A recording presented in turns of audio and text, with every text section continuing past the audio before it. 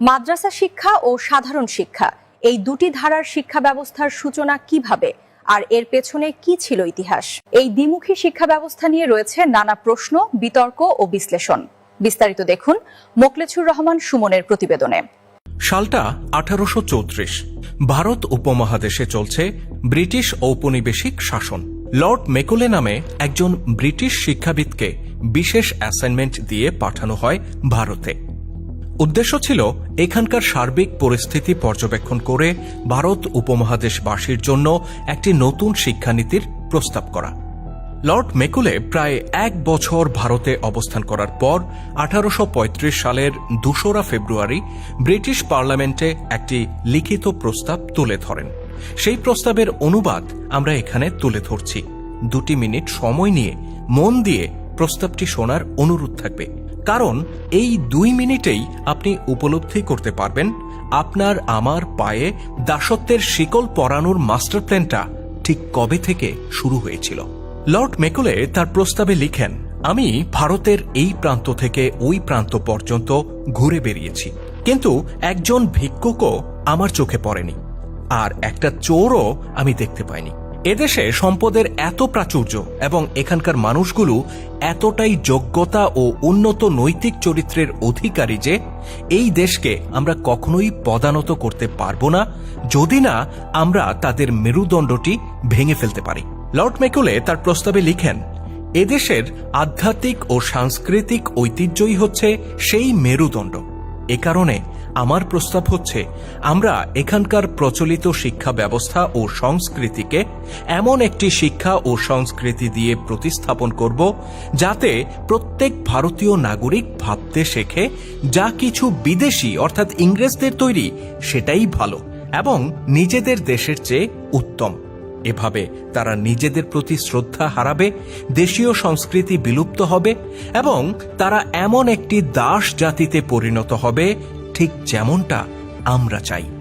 চিন্তা করতে পারেন, উন্নত নৈতিক চরিত্রের অধিকারী, যোগ্যতা সম্পন্ন, সমৃদ্ধ একটি জাতিকে গোলাম জাতিতে রূপান্তরিত করার কি এক ভয়ানক পরিকল্পনা।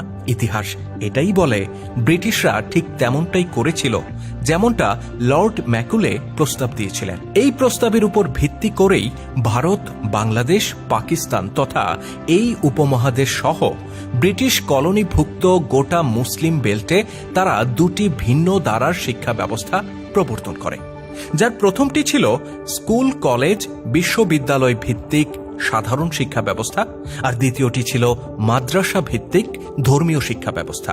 আসুন এই দ্বিমুখী শিক্ষা ব্যবস্থার মাধ্যমে কিভাবে আমাদের মেরুদণ্ডটা ভেঙে দেয়া হয়েছিল সেদিকে একটু নজর দেই।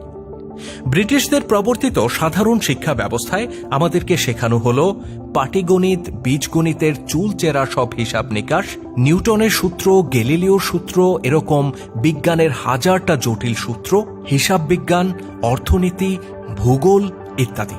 শেখানো হলো ব্রিটিশ রাজরাজদের ইতিহাস।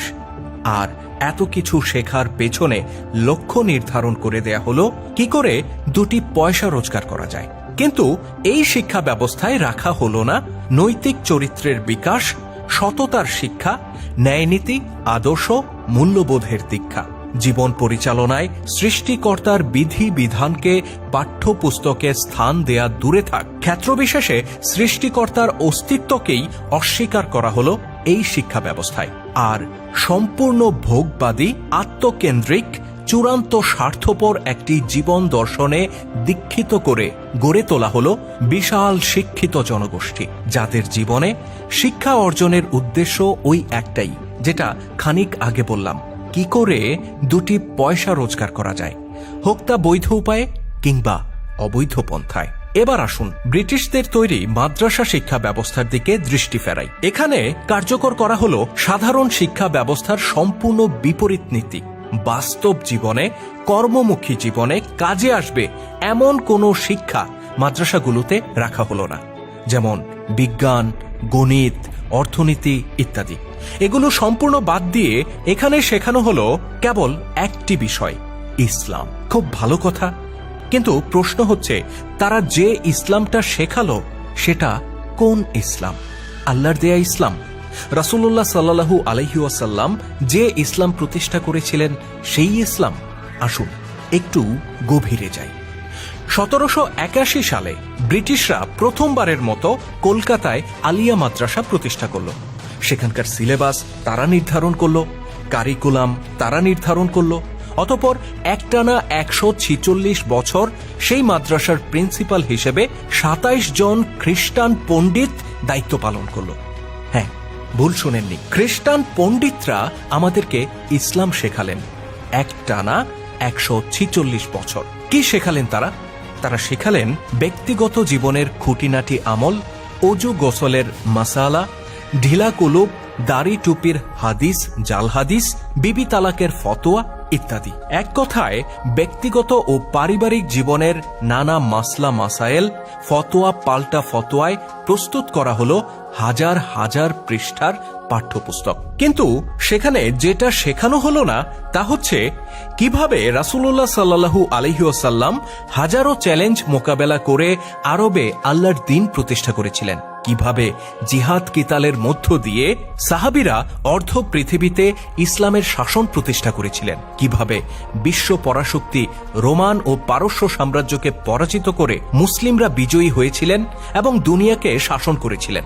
দ্বীন প্রতিষ্ঠার সাথে জড়িত বহু বুনিয়াদী বিষয় গায়েব করে দিয়ে তারা এমন একটা ইসলাম আমাদের মনে মগজে গেড়ে দিল যা রাসূলুল্লাহ সাল্লাল্লাহু আলাইহি ওয়াসাল্লামের শেখানো ইসলাম থেকে সম্পূর্ণ বিপরীত। প্রশ্ন উঠতে পারে, ব্রিটিশরা কেন এই কাজটা করল? উত্তরটা সহজ। মুসলিমদের মধ্যে যে বিপ্লবী চেতনা ছিল তা যেন ধীরে ধীরে হারিয়ে যায়। মুসলিমরা শাসকের জাতি, তারা গোলাম হয়ে বাঁচতে পারে না, এই বোধ শক্তিটা যেন তারা হারিয়ে ফেলে। ফলশ্রুতিতে বিশ্বব্যাপী ইউরোপীয়দের যে শাসন ও শোষণ তখন চলছিল তা যেন নিষ্কণ্টক থাকে, ঝুঁকিমুক্ত থাকে। আশা করছি ষড়যন্ত্রটা কোন লেভেলের ছিল কিছুটা হলেও আন্দাজ করতে পারছেন। এবার আসুন ব্রিটিশদের প্রবর্তিত এই দ্বিমুখী শিক্ষা ব্যবস্থা, যা সামান্য ঘষা মাজা করে আমরা এখনো কায়েম করে রেখেছি, তা আমাদের জন্য কি ফলাফল বয়ে এনেছে সেদিকে একটু নজর দেয়া যাক।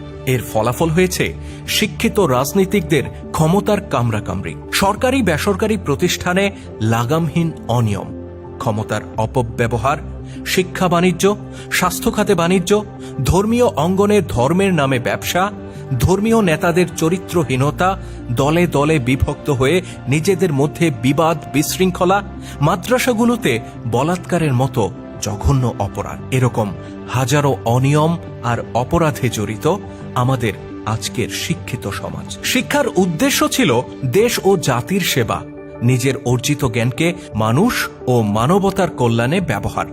কিন্তু বাস্তবে দেখা যাচ্ছে ঠিক তার বিপরীত চিত্র।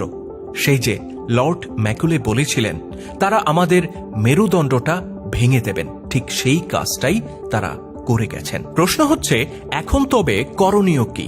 ব্রিটিশদের প্রবর্তিত এই শিক্ষা ব্যবস্থার পরিবর্তে আমাদেরকে এমন একটি ভারসাম্যপূর্ণ শিক্ষা ব্যবস্থা প্রবর্তন করতে হবে যেখানে একদিকে থাকবে মানুষের জাগতিক উন্নতি ও সমৃদ্ধির ব্যবস্থা, একই সাথে থাকবে উন্নত নৈতিক চরিত্রের বিকাশ। মনে রাখতে হবে, মানুষ কেবল রক্ত মাংসে গড়া দেহ মাত্র নয়, তার একটি আত্মাও রয়েছে। সুতরাং এমন একটি শিক্ষা ব্যবস্থা আমাদের লাগবে যেখানে দেহ ও আত্মা উভয়েরই বিকাশ ঘটবে। এর জন্য প্রয়োজন এমন একটি ভারসাম্যপূর্ণ ব্যবস্থা যেখানে জ্ঞান, বিজ্ঞান, গণিত, ইতিহাস, সাহিত্য ইত্যাদির চর্চা যেমন থাকবে, তেমনি সততা, আদর্শ, ন্যায় নীতির চর্চাও থাকবে। থাকবে আল্লাহ পাকের দেয়া বিধি বিধানের চর্চা। আল্লাহ তাআলা মানুষকে কেন সৃষ্টি করেছেন? পৃথিবীতে মানুষের দায়িত্ব কি? কিভাবে একজন মানুষ তার মানব জনমকে সার্থক করতে পারে? এই মৌলিক জ্ঞানসমূহ অবশ্যই শিক্ষা ব্যবস্থায় থাকতে হবে, যেন মানুষ তার অর্জিত জ্ঞানকে ব্যক্তি স্বার্থ চরিতার্থ করার পেছনে ব্যবহার না করে বরং ব্যবহার করে মানবতার মুক্তির স্বার্থে, মানুষের অধিকার প্রতিষ্ঠার কাজে, সমাজে ন্যায় বিচার সাম্য প্রতিষ্ঠার সংগ্রামে। এর জন্য যে আত্মিক অনুপ্রেরণা, যে চারিত্রিক বিকাশ, সততা ও মূল্যবোধের দীক্ষা প্রয়োজন, সেগুলোই হবে আমাদের শিক্ষা ব্যবস্থার বুনিয়াদ।